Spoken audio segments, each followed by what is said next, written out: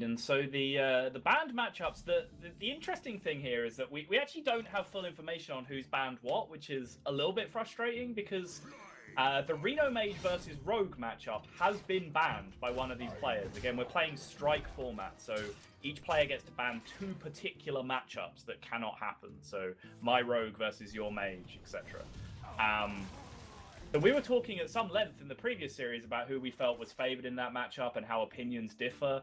So one of them has felt strongly enough about that matchup that they've actually banned it out, but we don't necessarily know which one, which is a little bit annoying, but we'll work with it. We'll work with it. Yeah. Currently, it's going to be Dragon Warrior off to, standard curve. North First Mate is really good on turn 1 in this deck, because it's kind of bad later in the game, because it's just one drop you want early on. But getting it early just gets that weapon going and applies pressure. And that's what you want to do in this matchup. You want to keep the board and apply pressure to face so that your opponent can't climb back on board whilst saving some health, etc. Yeah. You're basically trying to ask your opponent to do too much at once by keeping pressure on their life total while building a board. You're kind of asking them to gain board control and heal, which is more difficult to do than just one or the other. And this Corcron here is so crushing.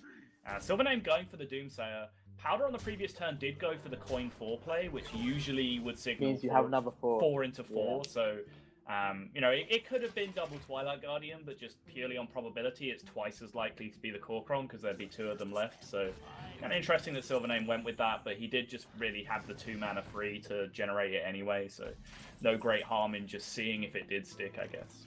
Yeah, and I guess it healed him for a bit, right? Because otherwise that 7 damage just goes face. Yep. And his curve kind of doesn't really have room to play with Doomsayer later on. So I think I liked it. Powder's got a really strong curve though, and looking like this, he might be able to set SilverName down to 15, and then next turn get some Crusher out. Impossible. There is Drake Blast this turn, plus freezing the Twilight Guardian, but that's not going to be enough. There's still going to be an additional, just the 1 point from the weapon is enough to activate that Crusher, but there's still going to be the Corcron available to go in as well. He can even choose to trade the Corcron for safety and then make the 9/9 if he really wants to, but now we do see the answer with that Polymorph in hand from SilverName as well. Yeah, and Corrupt is also a decent pickup. Like the other line where you can just kill off some of the minions and develop a huge board also works pretty well, but given you have that taunt there, I like doing this and potentially trading with the Azure Drake, because it's a nice trade, and you don't want him to go crazy with spells and have some way to deal with your board. The Forgotten Torch has already been used anyway, right? So if Polymorph happens, I think that trade happens anyway, right? Like one of those minions trades into the Corcron Elite regardless. Yeah. It does allow him to trade a little bit better on the board, but he's kind of making the trade in the way that would happen anyway. I guess it's a little better against things like Blizzard and Flame Strike and all that kind of stuff. So, but interesting, he chose to kill the Water Elemental instead, which leaves SilverName with a 4/1, and I mean, it's kind of awkward to kill this. Like, I might have preferred to kill the Azure Drake and then leave the Water Elemental alive, because then it trades in, and then SilverName has nothing on board.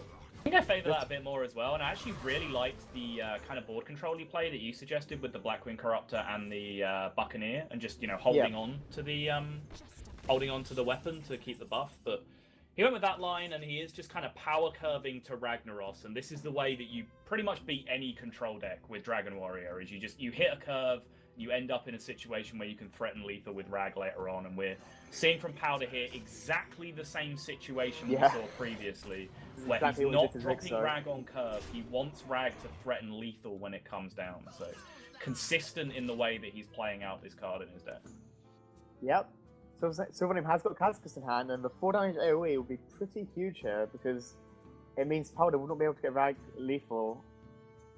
So I think Kazakist and 5 mana potion here might be the out which we're looking for. Alternatively, you can draw cards with Arcane Intellects, but I don't think there's many cards which are going to save you in this situation. Of course, if you draw Reno, that's pretty good. You get to heal up, but then there's still a huge board. AI can hit Frost Nova, Blizzard, and Reno at a minimum. That's 3 outs straight away. So maybe he's just considering the percentage of that against the 53 to get the 4 damage AoE, which is I believe what it is, 53% on a 5 mana potion to get one option. And none of these are good. Freeze is okay. I think you have to take the freeze here. But if you don't get the AoE next turn, didn't get it. And I think that's just going to be game now because, well, he can develop a second-rate bruiser, or he can use a potion now. So that's going to deal damage, then freeze. Thankfully, they fixed the ordering. Yes, they say that they all work in the best order now, which isn't completely true, but it's a lot better than it used to be, at least. But now, again, it's all last time. A 1 in 3 to win the game, and he lost to 1 in 3 before, but then won the 1 in 4 later on. But let's see what happens this time. Powder just taking a moment here, maybe bluffing a 1-mana card in hand, etc. Doesn't get the 33% that he needed, but still, he just has a completely dominant Ragnaros on board right now. The polymorph has been used as well, so SilverName is in a world of hurt at the moment. The Kazakh potion's been used, the polymorph has been used. He can draw Reno to heal him up a bit, but he can't deal with his board. Blizzard would be okay, but then he's still gonna... Icebox is also good, but he's still gonna die from this Ragnaros eventually. Yeah. Unless he can develop and clear the board. Also, slight mistake from SilverName as well. He used the Babbling Book, Arcane Intellect, as opposed to the one that's in his deck. So he actually gave up a bit of free information to his opponent that he didn't need to. He could have used the natural one that was in his deck. Yeah, but it's not the biggest mistake. It's okay, but I also agree you should conceal information if you can. Yep. But now the Icebox is going to be popped. It's going to be popped at 3. Which means next turn there's lots of ways to activate this lethal. Yeah. I mean, what can SilverName do? He can heal with Alexstrasza, but even then it's not enough because you still have a same situation where Rag either kills you or kills Alexstrasza, and then you're still just back where you were before. And again, you saw just a little momentary pause from Powder, just trying to do the exact opposite, really. SilverName gave away unnecessary information. Powder trying to refrain from doing that. He's taking pause when there's no other option for him to think about, just to give his opponent the impression that maybe there was a fierce monkey in his hand that he was thinking about playing, that kind of stuff. So yep, and I don't think there's any way for SilverName to claw back into this. He might be relying on Dirty Rat and hoping there's no minions in hand. Yeah, Frostbolt a minion and then Dirty Rat that doesn't pull a minion that's able to... I mean, it doesn't even have to be no minion. It can still be a small minion and he has a chance of living. Yeah, but I don't think it's going to be a small minion.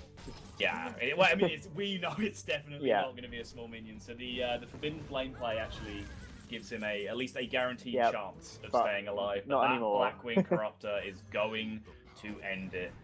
Chooses to go for the clinical version as opposed to the stylish version, which was shooting the ooze and hitting end turn, but still Powder on. SilverName is not playing Execute now. He's playing a Blood to Ichor, which I believe is the card that Powder is not playing. Is that correct? Yes. Yeah, yes, he's not. They do both have the Deathwing though. So yeah, Execute is in this matchup. It's actually pretty good because if you play a lot of beefy minions, you play 9/9s, 8/8s, Grom and Rag. Oh no, my mistake actually. SilverName is not playing the Deathwing either. He tops out at Rag and Grom. He's got the Grom in there as opposed to the Deathwing. Deathwing is good in the mirror. Yes, it is for sure. Yeah, so Powder should be slightly favoured based on his cards, but of course it can go anyway. And we've seen now Powder's hand isn't very pretty. No, his hand is not good. Does not have a strong curve whatsoever, and a strong curve is really what this matchup is all about. And yeah, SilverName picking up the perfect pairing with his small-time Buccaneer. That combination is just brutal in the early game. The raw amount of power you generate. I mean, that board cost 2 mana, and then you remember the days where Muster for Battle happened on turn 3, and we used to just immediately felt like we'd lost. Like, that board state is significantly stronger than Muster for Battle and cost a mana less. Like, that's how far we've come. And Powder, his hero power doesn't really do anything that turn. He just gains 1 armor. And again, he's got nothing to play on this turn. Just when you see him forcing into attack there, it's nice that he can execute this monkey, but you don't want to execute a monkey. You want to be playing a 4-drop. You want to be playing your Guardian or your Corkron. Yeah. And yeah, it's looking really rough for Powder. SilverName's hand does have a little bit of a chance to run dry here because of the lack of Dragon activator for the Guardian. But it had a lot of outs to get himself out of it. Even a 3-drop would have been, fair enough to drop in that spot. Any Dragon would have activated the Twilight Guardian, and of course Corkrons as well, just a perfectly reasonable play. And Powder looking just a little bit frustrated with his draw. And in my experience with Powder, he is a player that can get frustrated, is maybe a little bit prone to tilt. My experience with playing against him a few years ago in competitive tournaments, he definitely has a little bit of salt in him every now and again. Yeah, so, that's for sure. I agree hopefully with that. he can overcome that, just keep his head in the game right now, because it looks like this particular game is pretty much a formality unless he can get a real grip on the board. Curator might just help him stabilize in a couple of in next turn and pick up some more options, but it's still looking pretty brutal. Yep, and here we see Finley, and there's loads of hero powers here, which will be beneficial for SilverName. So Life Tap would be amazing. Hunt hero power also good. These ones aren't great. I guess heal is good-ish, but it's not good for finishing the game. But at this point, I don't think you really need your hero power to finish the game. Powder does not have time to climb back into this, given the board he's facing. So if he drops Curator here, he's at 12, and he can reduce the amount of power on the board down to, what, 2, 4, 5, 8, including the weapon as well. So he is theoretically alive, and now he drew the Deathwing. He's picked up double Fierce Monkey as well as the Deathwing. This game, ladies and gentlemen, is suddenly not over. That 1 week turn with the Finley from SilverName may have been enough just to get Powder back into this game, but the Curator draw is a huge deal as well. Oh, sorry, the Curator drop from SilverName that he already had, the fact that he was waiting on his ability to play that card is extremely important as well, because that gives him that extra gas that he needs. Yep, so this turn, Powder can develop some taunts, which are definitely going to be useful, but he's so low on health. That Corruptor in hand will put him down to 1. Yeah. But we do know there's not really much burst coming from the Dragon Warrior deck, like out of hand. There's Corruptor, and then there's weapons, but they can't get past these taunts. Right. So he put him down to 1, but that's not going to help. So maybe Powder can stabilize long enough to develop the Deathwing, and then after that, he's still in a lot of trouble. Oh, the Crusher. The Crusher is huge, and that 1 execute has already been used by Powder on that Fierce Monkey, as you mentioned earlier, just purely out of necessity. That Blackwing, that Draconid Crusher, even if Powder is able to survive this pressure, could end up being huge and might just force that Deathwing. Yeah, and here I think we see the Rag Flip hitting this minion. I don't mind using Rag here. Your alternative options are to play Azure Drake, but I think Rag here, yeah, but unfortunately you might be forced to use Deathwing just to kill off this 9/9, but then it kills your Rag. Yeah. Oh, Looking pretty difficult, and this is... Oh, he got Rag his face misses, as well. so there could be many lethal opportunities here. It's a rough Deathwing is hand not for it. Deathwing as well, because quite often you'll want to try and dump your hand just by any means necessary before you plan to Deathwing, but he can't do that because his hand is Azure Drake, so he's not going to be able to expend his entire hand for value first. And the worst part is, SilverName has a taunt in hand, potentially, which can stop the Deathwing from actually presenting lethal. Also, he has heal, so Deathwing won't be lethal on its own. Now, Corkman Elite will finish the game as any other outs. Dragon would be huge. Grom was also actually a Grom will do it. That'll do it. Lethal up the top for SilverName. Powder tried to pull the Hail Mary switch with the Deathwing at the end there, but even then he was... Yeah, I'm just waiting on SilverName's hand here after he mulligans. Does have the Totem Golem, but missing a 1-drop going first, which is a big deal. There we go, yeah. Finley is suboptimal. It's decent with Flame Tongue Totem at least. Would have preferred a pirate in that situation, but Finley does have the benefit of that 1 extra health, which means he can contest other pirates relatively well on his own. Yeah, like against this board, it just kills patches really cleanly, which is nice. But it does get down to 2 health, which means it dies to the Jade Claws, as we can see. Yeah. So this turn, he's going to choose a dagger. Okay. Now he can take care of the Buccaneer before it gets out of control. Okay. Dagger over the Totem Golem is interesting. It does answer an immediate problem very, very nicely, but it's it's so much weaker in terms of power developed. Just not dropping a 3/4 to press your hero power instead. But the exponential value of that small-time Buccaneer going forward is hugely important to deal with, and SilverName didn't want to let it value trade on the board. So yeah, it would have been easy to trade into. That's for sure, because he would equip a weapon, and then the Buccaneer and patches just trade in nicely, or even your weapon and the Buccaneer. Right. Yeah, but now Powder's got a pretty dominant board, and SilverName draws the pirate, now can develop his patches, and this is really huge with the Flame Tongue. Wow, that's a pretty good way. This game is so swingy. It is, and we're 'Cause going now- to see another swing turn Yeah, here because with now the we have Maelstrom a Portal. Maelstrom Portal, and then the board's cleaned up again. Ah, it's just back and forth. Just the 1-1 though, the Grimscale Oracle, so not a huge outcome for him. We saw some fantastic Maelstrom Portals yesterday with Tunnel Trogs and Charge Minions and all kind of madness going on, but pretty much the worst possible outcome in that case, just the old vanilla 1-1 essentially.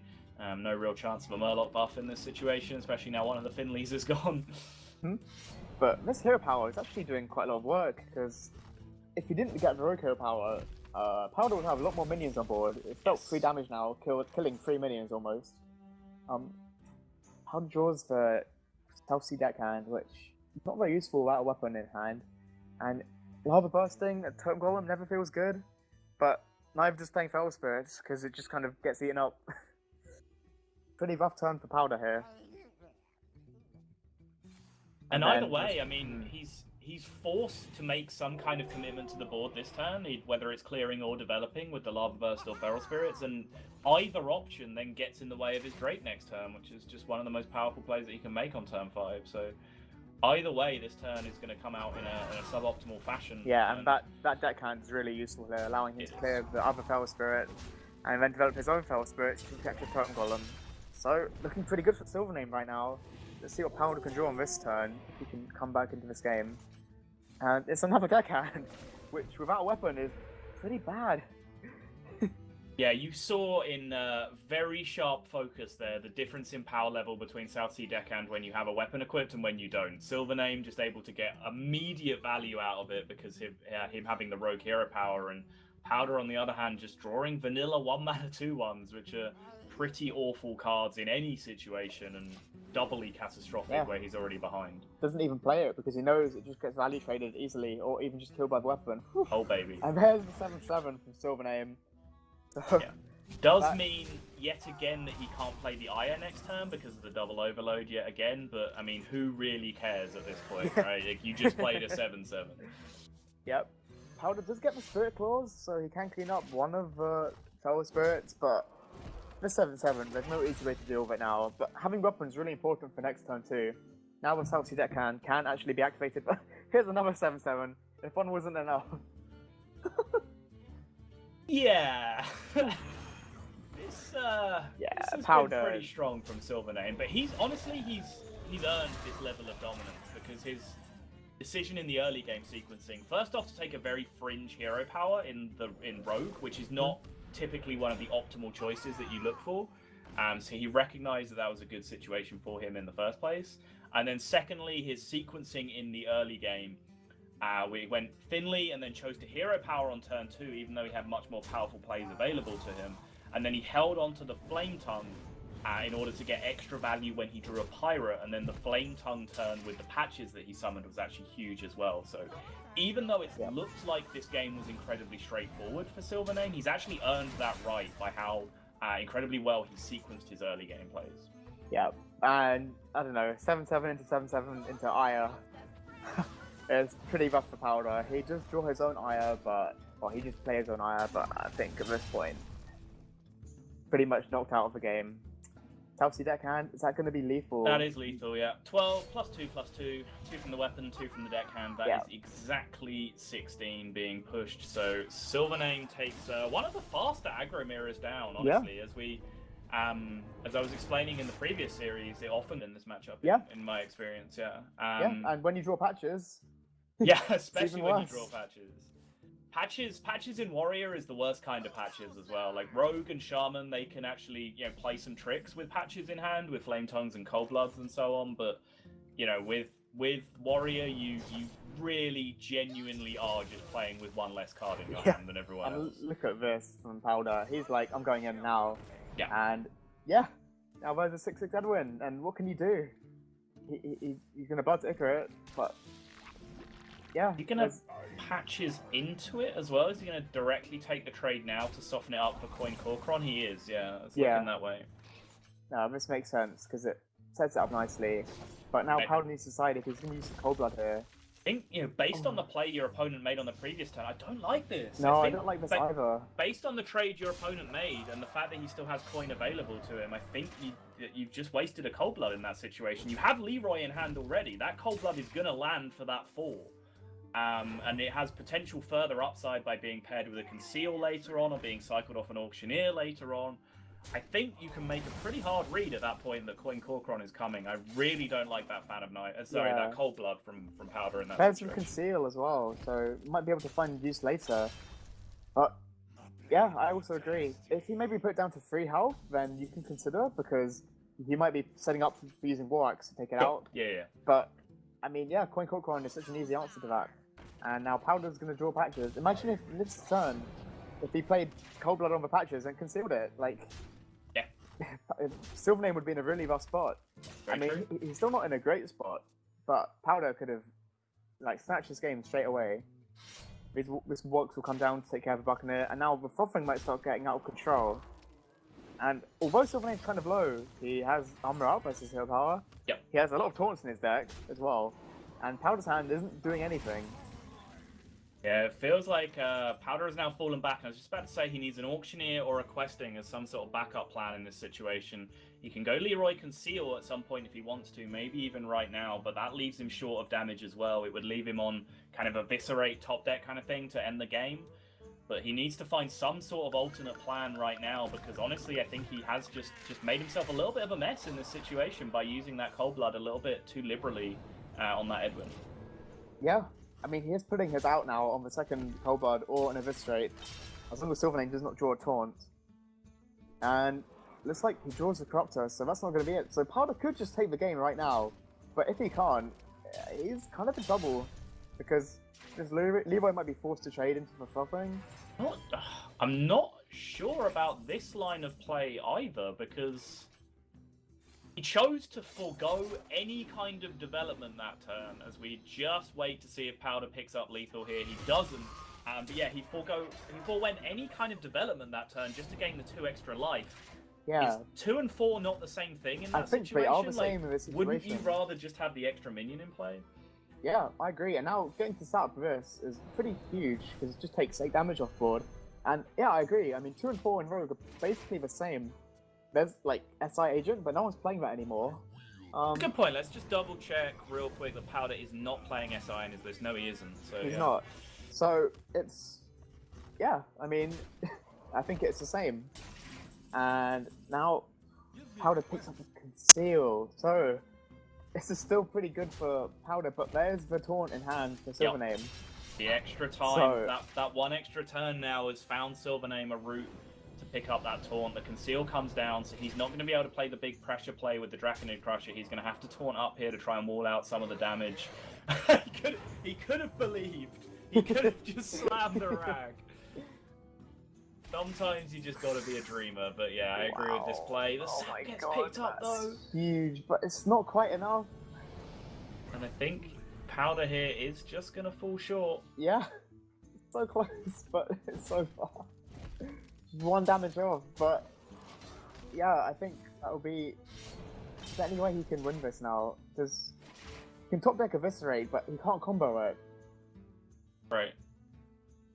So this is actually a decision point for SilverName, because he can drop Rag and have the 50-50 win the game or kill the minion play, but then he can't armor up, and he's just challenging lethal before. So yeah, this seems better. Just take the long-term plan, gain the armor. As you said, any source of 4 damage that gets drawn is not able to be played. Eviscerate can't be comboed. Cold Blood has no target. Leroy has been used.